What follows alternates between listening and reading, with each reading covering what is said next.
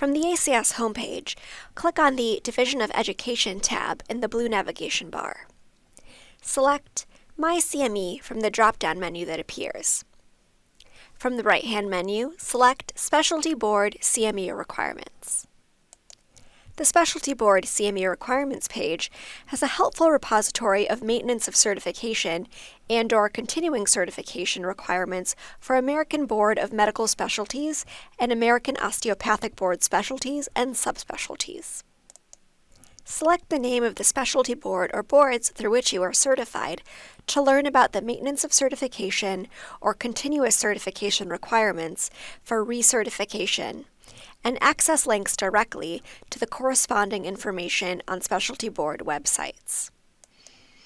Please keep in mind that specialty board maintenance of certification or continuous certification requirements are subject to change and may vary depending on a physician's stage in the maintenance of certification or continuous certification process. Please contact your specialty board directly to inquire about your certification status. You may email Liz McAllister in the Division of Education directly from this page if you have any questions or concerns about the content of this website.